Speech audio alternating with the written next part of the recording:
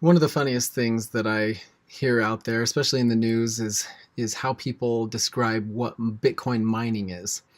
And they say, "Oh, it's all these computers doing these complex math problems, and it allows people to generate Bitcoin." And so it really cracks me up because like they're not out there like solving some secret equation that's you know figuring out the origin of the universe or something. It's not that complicated.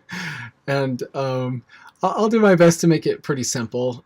My entire knowledge of how Bitcoin works is pretty layman's terms anyway, and so I think I can explain it in a way that'll make sense. So in order to understand how mining works, you have to understand that the goal of Bitcoin originally was to release a certain amount of Bitcoin every 10 minutes.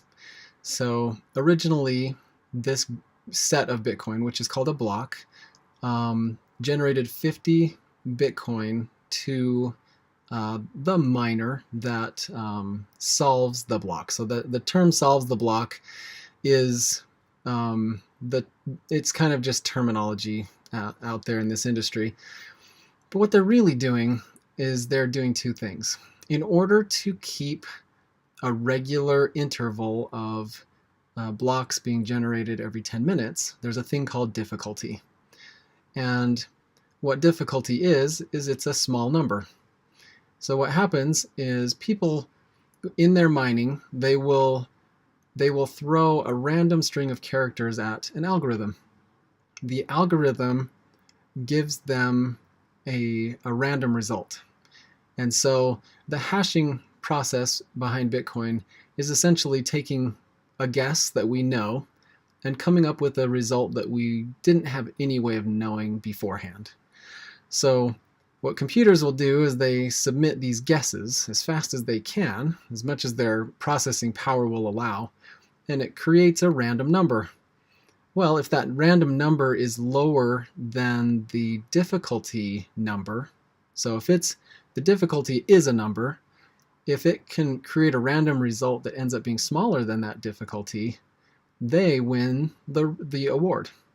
And this happens whether they've batched any transactions at all into a block. There are blocks that are found that have no transactions in them.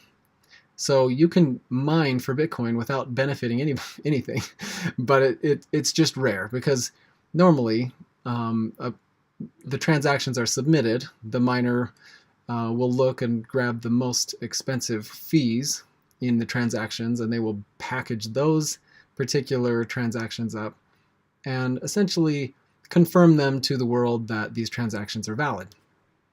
But as far as mining goes, you don't get the block of Bitcoin unless you guess the number that's smaller than the difficulty number. That's really all it is. It's pretty straightforward. Well, as more computers come online and more powerful technologies come out, that finding a smaller number is a little easy. You've got a trillion people guessing every second. You've got to, that number's got to be really small because it has to be so rare that only one out of all of those, just so many guesses will actually be smaller. Well, if it happens too fast, the number gets smaller. If it happens too slowly, the number gets bigger. So all mining is a way to compile transactions into a block and validate that for the benefit of the blockchain. But it is also to use as much energy as possible to guess a lower number than the difficulty level. It's pretty straightforward. But there are a lot of other advancements that have gone into other cryptocurrencies, and they've tried to figure out different ways to mitigate the electricity expense. But that cost of electricity and hardware was built in on purpose in the case of Bitcoin. There had to be pain outside of the economics of Bitcoin, and there had to be cost because that drove value to the reward that you get on the other side. And has it worked? Absolutely. Bitcoins are expensive, and they just get more expensive the more difficult it is to get them. So I hope that can really explain it in layman's terms, what mining really is. And I hope you can laugh along with me next time people try to get all scientific that it's this math equation that nobody understands.